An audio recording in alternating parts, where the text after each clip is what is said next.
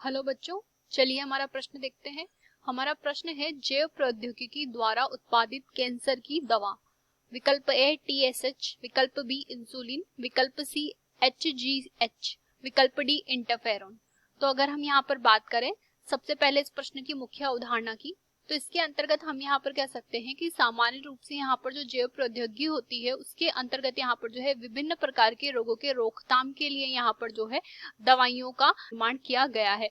अगर हम यहाँ पर बात करें कैंसर की, तो कैंसर के अंतर्गत हम यहाँ पर कह सकते हैं कि जैव प्रौद्योगिकी की सहायता से कृत्रिम रूप से यहाँ पर जो है कैंसर का उपचार संभव हुआ है, जिसके अंतर्गत यहाँ पर जो है कुछ इंटरफेरोन्स का निर्माण किया गया है। अगर हम यहाँ पर बात करें कि इंटरफेरोन क्या होते हैं, तो इंटरफेरोन जो होते हैं सामान्य रूप से शरीर में प्राकृतिक रूप से पाए जाने वाले कुछ विशिष्ट प्रकार के तत्व होते हैं, जो कि शरीर में यहाँ पर जो है प्रतिरक्षा प्रदान करते हैं विभिन्न प्रकार के रोगों से।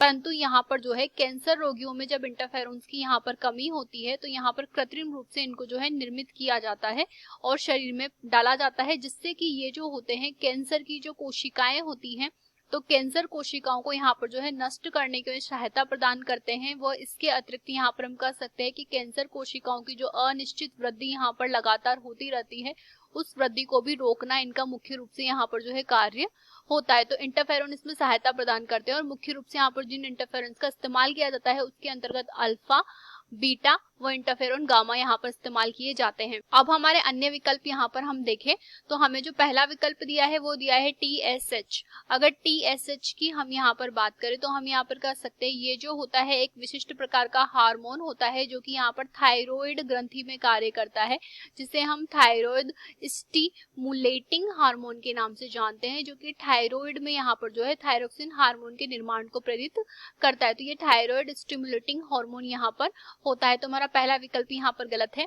अगला विकल्प हमें दिया है इंसुलिन। तो इंसुलिन की हम यहाँ पर बात करें तो कह सकते हैं कि यहाँ पर जैव प्रौद्योगिकी द्वारा इंसुलिन का भी निर्माण संभव हुआ है, और ये जो इंसुलिन यहाँ पर निर्मित हुआ है हम यहाँ पर कह सकते हैं ये जो होता है सुअर के यहाँ पर अग्नाशय में निर्मित हुआ है। सामान्य रूप से जो इंसुलिन होता है इसका कार्य होता है कि ये जो होता है रक्त के अंतर्गत यहाँ पर जो ग्लूकोज होता है उसकी मात्रा को नियमित करता है। रक्त में जो ग्लूकोज होता है उसे यहाँ पर कम करने की कोशिश करता है, और यहाँ पर इंसुलिन की शरीर में जब कमी होती है तो उसकी वजह से डायबिटीज यहाँ पर उत्पन्न हो जाता है। तो सुअर में यहाँ पर जो है सबसे पहले इंसुलिन प्राप्त किया गया था एली लिली नामक अमेरिकन कंपनी के द्वारा, और जैव प्रौद्योगिकी से इसे यहाँ पर जो है विशिष्ट प्रकार से अलग बनाया गया है।